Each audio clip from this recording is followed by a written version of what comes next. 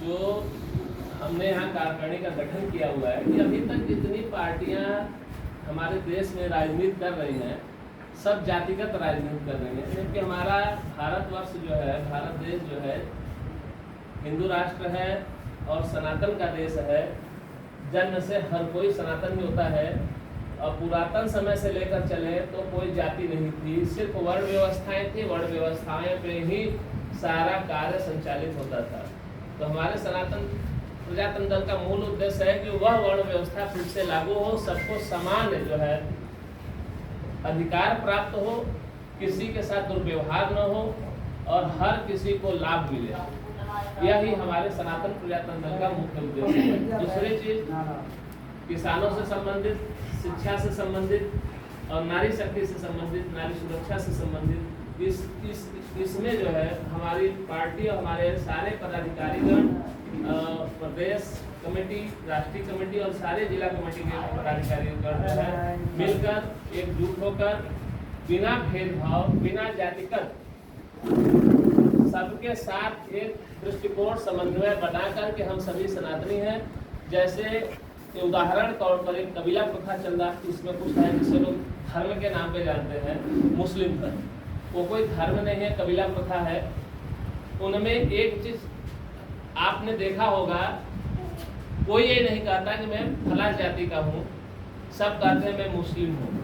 तो हम यही सभी अपने हिंदू और सनातनियों से अनुरोध करते हैं कि सभी हिंदू हैं, सभी सनातनी हैं, ईश्वर एक बनाया है। यहाँ आके हम क्यों बढ़ के दूसरे के पीछे क्यों लड़ते हैं? अगर जिस दिन सभी भारतीय, सभी नागरिक एकजुट हो जाएंगे, जागृत हो जाएंगे कि हम सनातनी हैं, हम जाति की राजनीति नहीं करना चाहते, हम जाति के पीछे वोट नहीं देना चाहेंगे, तो कोई ऐसी पार्टी नहीं है जो जातिगत आपको बांटकर और आपसे वोट लेकर अपनी सत्ता में आकर सरकार चला सके।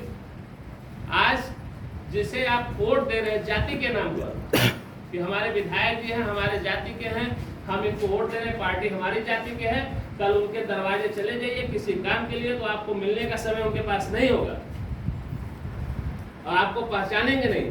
और जब इलेक्शन आ जाता है तो हाथ जोड़कर दरवाजे लोग दौड़ते हैं, कहेंगे हमें पहचाना था ना सच्चा। ऐसा राजनीति खत्म, हमारी पार्टी का मूल उद्देश्य है जातिगत राजनीति को खत्म करना और सभी को समान अधिकार दिलाना और एकजुट होकर देश को आगे बढ़ाने में कार्य करने का कार्य हमारा सनातन प्रजातंत्र दल के सारे कार्यकर्ता करेंगे और करते रहेंगे। इसके लिए एकजुट होकर चल रहे हैं। एक सवाल ये उठता है कि जिस तरह से भारत की बात होती है, भारत वासुधैव कुटुंबकम की बात करता है और जिसमें जितनी भी यहाँ पार्टियां हैं, भारतीय जनता पार्टी की बात की जाए, समाजवादी पार्टी की या कांग्रेस की, सभी सारी जातियों, सारे धर्मों को लेकर के चलती है। आपने सिर्फ सनातन की बात की है, मुस्लिम, सिख, ईसाई इन सबको छोड़ दिया है, तो क्या इसे साबित किया जाए कि हम साबित उसको भी बता रहे हैं। आपने एक बहुत अच्छा सवाल किया कि हमने मुस्लिम, सिख, ईसाई को हमने छोड़ दिया है। भारत में जितने ईसाई हैं, मुस्लिम हैं या सिख हैं, वो सभी सनातनी हैं। कोई मुस्लिम जो है भारत में जो रह रहा है, आज नहीं जब से है, सभी कन्वर्टेड हैं। अपने इतिहास को उठाकर देखेंगे तो उनके पूर्वज जो है, कोई क्षत्रिय होगा, कोई राजपूत होगा, कोई ब्राह्मण होगा, कोई कुछ न कुछ तो कोई होगा। लेकिन ये बात कहीं सिद्ध नहीं है सिद्ध, हाँ नहीं सिद्ध है, निकाले थे, सिद्ध है ये चीज। बहुत ऐसे मुस्लिम हैं, अभी आप लोगों को तो ज्यादा जानकारी होगा, काफी मुस्लिम परिवार जब अपने पूर्वजों के इतिहास जान गए हैं, अभी हाल में अगले महीने की घटना, इस महीने की घटना है, कई ऐसे परिवार हैं। बनारस में भी एक ऐसा परिवार था जो अपने सनातन को विषय में पता चला, उस इतिहास को खोजा कि उनके दादा लोग जो है सनातनी थे, क्षत्रिय थे, उन्होंने हिंदू धर्म को अपना लिया। क्योंकि हिंदू धर्म यानी सनातन धर्म ही एक धर्म है, बाकी कोई धर्म नहीं है। आप पूरे विश्व की धरती को खोद लीजिए, सब जगह है सनातन मिलेगा, और कोई धर्म मिल जाए तो आप बताइए। तो मान लीजिए आपकी पार्टी आगे चल के विस्तार करती है, तो सिर्फ आपको सनातनियों पर ही वोट मिलेगा या आपको लगता है कि सभी धर्म के लोग, हमारे पार्टी में जो लोग अपने को सनातनी, जो लोग अपने को भारतीय, जो लोग अपने को हिंदुत्व या हिंदू समझते हैं, वो सब लोग सपोर्ट करेंगे। जो जाति में अपने आप को बांट लेते हैं, जो अपने को हिंदू मुस्लिम समझते हैं, वो हमें वोट देना नहीं चाहेंगे, क्योंकि उनकी माइंड ही विक्षिप्त हो चुकी है, चेंज हो चुका है। इसलिए उनको समझाना मुश्किल, वो समझना चाहेंगे उन्हें जनता खुद समझाएगी। तो आने वाले समय में क्या ये माना जाए कि जिस तरह से योगी आदित्यनाथ उत्तर प्रदेश के मुखिया हैं, सनातन की बात करते हैं, क्या उसी नीति पर अब ये सनातन प्रजातंत्र पार्टी चलने वाली है? हम जो है योगी आदित्यनाथ की नीति के आधार पे नहीं, हमारी नीति उनसे और कुछ न कुछ हटके है। वो सिर्फ सनातन की बात करते हैं, सनातन पे अगर कार्य करें तो अलग की चीज है। वो भी कहीं न कहीं क्षत्रिय और ब्राह्मण और शूद्र और पासी और हर बिरादरी का जातिगत समीकरण बैठा के कार्य कर, हम जातिगत बात ही नहीं करते हैं। हमें जाति से मतलब ही नहीं है, कोई जाति है नहीं, वर्ण व्यवस्थाएं हैं, ईश्वर ने पैदा किया तो सभी एक है। जन्म से हर कोई शूद्र होता है, कर्म से हर कोई ब्राह्मण क्षत्रिय वैश्य होता है, ठीक है। तो हम उस पर विश्वास करते हैं। चलिए मैनपुरी की बात की जाए, मैनपुरी अखिलेश यादव का गढ़ माना जाता है और आज आपने यहाँ पर ही अपनी पार्टी का गठन किया है। क्या लगता है कि कितना बड़ा चैलेंज आने वाले समय में मैनपुरी को आप देखते हैं, क्योंकि यहाँ पर अखिलेश यादव का वर्चस्व अभी भी कायम है? हाँ, अखिलेश यादव का वर्चस्व अभी भी कायम है, क्योंकि यहाँ पे अखिलेश यादव के पिताजी माननीय मुलायम सिंह यादव पूरे बिरादरी को जातिगत भेद बांटकर एक भय और डर भी पैदा यहाँ किया गया है। जातिगत बिरादरी में कहीं न कहीं उन लोगों से जाकर मिलिए तो यही बताएंगे कि हम लोगों की मजबूरी है सपा को वोट देना, इसलिए वो लोग वोट देते हैं। जिस दिन एक एक व्यक्ति का अगर आज इतने लोगों का इच्छा हुआ कि मुझे सनातन से जुड़ के सनातन की तरह काम करना है, इतने लोगों में से अगर 25% अगर लोगों को दिमाग में फिट हो जाएगा कि मुझे जाति के पीछे नहीं भागना है, मुझे समाज के पीछे भागना है, सनातन के पीछे भागना है, कोई आपको हरा नहीं सकता है, आप वहां पे जीत हासिल कर सकते हैं, हमेशा विजय आपकी प्राप्त होगी। अध्यक्ष जी एक बात जी, अभी एक प्रकरण चल रहा है चंदा चोरी का राम मंदिर का, और जिसमें सत्ता पक्ष विपक्ष में दोनों एक दूसरे पर राजनीतिक रूप से रहे हैं। कुछ कह रहे हैं कि अपने लाभ के लिए मंदिर नहीं गए कभी, इनको कैसे पता लग गया, इसको आप कैसे जानते हैं? बड़ी आस्था का विषय होता है जहाँ लोग बड़ी मन्नत के साथ अपने मेहनत का पैसा बचा करके मंदिर जाते हैं। बहुत अच्छा है आपने सवाल आपका क्या कहना होगा? सनातन और धर्म के नाम पे ये पार्टी एकदम आप बहुत अच्छा सवाल पूछे हैं राम मंदिर के विषय में। अभी हमारा इंटरव्यू हुआ था, अभी लखनऊ में हुआ था, 2-3 दिन पहले हुआ था, उसमें भी ये सवाल पूछा गया था। हमें एक चीज आप बताइए, राम मंदिर में यानी कि अयोध्या राम मंदिर हो चाहे किसी मंदिर में, बड़े मंदिर में दर्शन करने जाते हैं तो क्या मोबाइल अलाउ होता है?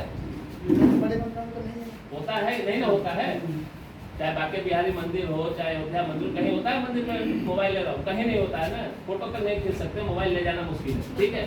तो हमें एक चीज बताइए, लोग कहते हैं कि बाहर के चोर आए, उसमें जो काउंटिंग करने वाले थे उसमें जितने अध्यक्ष थे, सचिव थे, यानी जो कैशियर थे, यानी सारे लोग लिप्त हैं। अभी तक 89 लाख रुपए ही वहां बरामद हुआ है, 8 लोगों की गिरफ्तारी दिखाई गई है, मगर जो मेन मुखिया है उसका नाम अभी तक किसी को पता नहीं चला।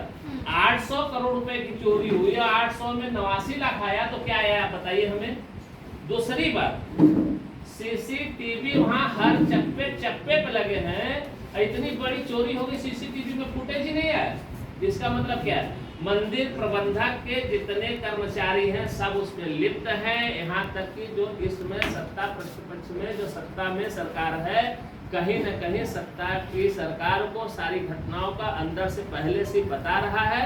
अब सामने चुनाव है तो कोई न कोई राजनीति खेली जाएगी, क्योंकि बिना धर्म और बिना सनातन के नाम पर ये लोग कभी जीत नहीं सकते हैं। क्योंकि रामलला के नाम पर इनको वोट मिला कि रामलला आएंगे, हम आएंगे तो रामलला को लाएंगे, तो रामलला को बोले लेकर आएंगे। उंगली पकड़ के रामलला को लेके आ सकता है? नहीं ना ला सकते। हमारी औकात है रामलला को उंगली पकड़ के ला सकते हैं? यहाँ इन्होंने दिखाया कि मैं रामलला की उंगली पकड़ कर मंदिर में लेकर आया, यानी रामलला से पहले से आपका जन्म हुआ होगा तभी तो रामलला को लेकर आए। चलिए, तो आस्था की बात है तो हम बात राम मंदिर की जैसे भाई साहब ने की, हम बात कर लेते हैं एक और मुस्लिम दरगाह। आपने देखा है कि दरगाह के ऊपर सवाल उठ रहा है कि बहराइच में एक दरगाह है, वहाँ पर भी चंदा चोरी हुआ, लेकिन उस पर किसी भी पार्टी की तरफ से कोई बयानबाजी नहीं हो रही है। इसको लेकर के क्या कहेंगे कि क्या वो दरगाह है इसलिए उसे इग्नोर किया जा रहा है? हम उस पर भी टिप्पणी हम करना चाह रहे हैं। पहली चीज जान लीजिए, भारत में जितने दरगाह हैं ईश्वर की पूजा होती है, कब्र की पूजा नहीं होती है। कुरान को उठाकर पढ़ लीजिएगा, कुरान में साफ लिखा हुआ है कि कब्र बनाना गुनाह है। चंदा तो चढ़ाया जाता है ना। सुन लीजिए, चंदा चढ़ाया जाता है, उनका व्यापार है, वहाँ कोई दरगाह अभी आपकी जमीन है, अभी एक को ले आकर वहाँ बाजार बना दे, कल से चंदा चढ़ना शुरू हो जाएगा। हम ईश्वर की पूजा करते हैं ना कि कब्र की पूजा करते हैं। और ऐसे दरगाह बहुत हैं, इस तरह की दरगाह पे काफी लोगों को गुमराह किया जाता है, टेररिज्म को बढ़ाया जाता है, शिक्षा भी इसी तरह की वहाँ से भी। लेकिन कुछ लोगों की आस्था है, मुस्लिम समुदाय की आस्था है, तो हाँ, मुस्लिम देखिए मुस्लिम समुदाय की आस्था नहीं है, मुस्लिम समुदाय का वहाँ से व्यापार है आस्था के नाम पर। ठीक है, आप हमें बताइए कि दरगाह पे कितने मुस्लिम जाते हैं माथा टेकने? 100% में 80% हमारे हिंदू लोग ही वहाँ माथा टेकने जाते हैं कि हाँ हमारा दुख दूर हो जाएगा। वहाँ दुख दूर करने नहीं जाते, दुख बढ़ाने जाते हैं। और हिंदुओं से ही उनका बिजनेस और व्यापार चलता है, वही पैसा आता है जो देश विरोधी गतिविधियों में उपयोग किया जाता है, राष्ट्र के खिलाफ उपयोग किया जाता है, धर्म परिवर्तन में उपयोग किया जाता है। इसलिए मस्जिद और बाजार और दरगाह बनाकर उससे वसूली का धंधा पाने। ठीक है, इसलिए हमारे दृष्टिकोण में दरगाह तो होनी ही नहीं चाहिए।